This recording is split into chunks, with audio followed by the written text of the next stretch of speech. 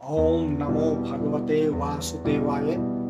पितृपक्ष का शुभारंभ हो चुका है और आज हम जानेंगे पितर शब्द का निर्माण, श्राद्ध का अर्थ, श्राद्ध की संख्या, पितृ दोष, 3 प्रकार के ऋण और अंत में जानेंगे कि पितृपक्ष में रसोई में क्या नहीं बनना चाहिए या पितृपक्ष में क्या नहीं खाना चाहिए। तो वीडियो में अंत तक बने रहिएगा। वीडियो में आगे बढ़ूं उससे पूर्व आप सभी से विनम्र निवेदन है कि यदि आपने अभी तक मेरे इस चैनल अर्थात शास्त्री चैनल को यदि सब्सक्राइब नहीं किया है तो सब्सक्राइब कर लें और बेल आइकॉन का बटन अवश्य दबाएं ताकि भविष्य में आने वाली सभी वीडियोस का नोटिफिकेशन आपको प्राप्त हो सके। वीडियो अच्छी लगे तो लाइक अवश्य कीजिएगा और अंत में वीडियो को शेयर भी कीजिएगा ताकि वीडियो की जानकारी दूसरों तक भी पहुंच सके। तो चलिए चलते हैं वीडियो की ओर। सबसे पहले पितर शब्द का निर्माण पा रक्षणे धातु से बनता है जिसका अर्थ है पालन करना या रक्षा करना।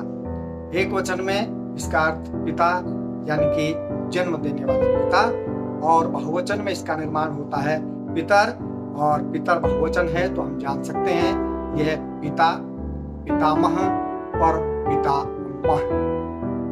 अब आते हैं श्राद्ध की ओर। श्राद्ध श्रद्धया कृतम कार्यमेव श्राद्धम भवति अर्थात श्रद्धा भाव से किया गया कार्य ही श्राद्ध होता है।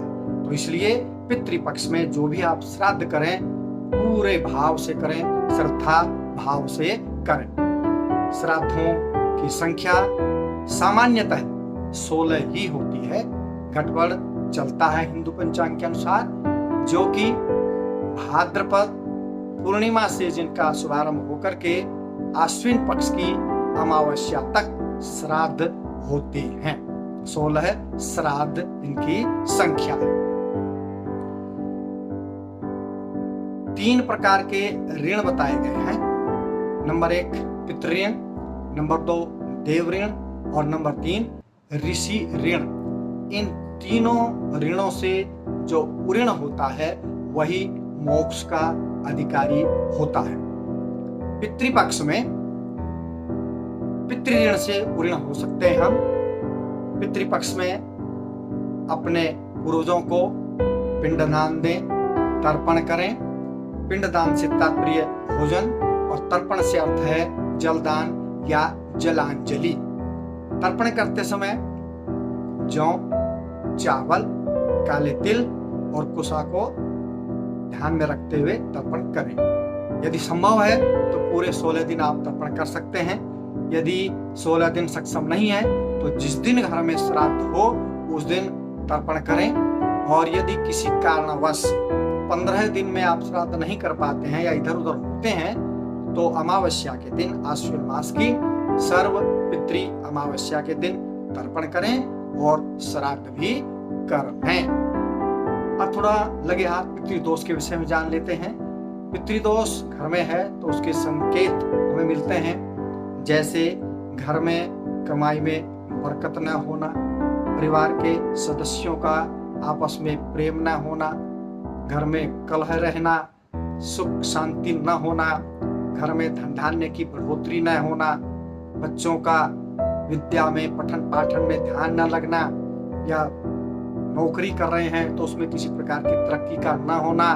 ये वे संकेत हैं जो पितृदोष को बताते हैं। तो पितृ दोष से दूर करने के लिए ये पितृपक्ष सबसे उत्तम समय होता है जिसे महालय भी कहा जाता है। महालय अर्थात मह का अर्थ है उत्सव, आलय का अर्थ है घर अर्थात घर में उत्सव। तो पितृपक्ष में घर में उत्सव होता है और कहा जाता है कि हमारे जो पितर हैं वो पितृपक्ष में पृथ्वी पर विचरण करते हैं और विशेषकर हमारे घर के आसपास और घर के अंदर भी प्रवेश करते हैं। तो ये जान लें हम कि इस पितृपक्ष में हमें घर में किसका या किस चीज का वस्तु का प्रयोग नहीं करना है। यदि संभव है तो आप इसको कागज पेन लेके नोट भी कर सकते हैं। तो घर में किस किस चीज का उपयोग इस पितृपक्ष में नहीं करना है वो आप जान लें। खीरा, करेला, सरसों का साग, अरबी, चुकंदर, सलगम, गाजर, मूली, बैगन, टमाटर, लौकी, काला नमक, प्याज, लहसुन, मसूर की दाल, मांसाहार, मछली, अंडा, मदिरा आदि और एवं सफेद तिल का प्रयोग भी नहीं करना चाहिए। कहीं ऐसा न हो कि घर में आपके पितर प्रवेश करें और घर में इन चीजों का आप प्रयोग कर रहे हैं तो वो बिना खाए घर से चले जाएं, रुष्ट हो जाएं। और यदि उनकी कृपा दृष्टि नहीं रहती है तो घर में अनेक प्रकार के क्लेश होते हैं।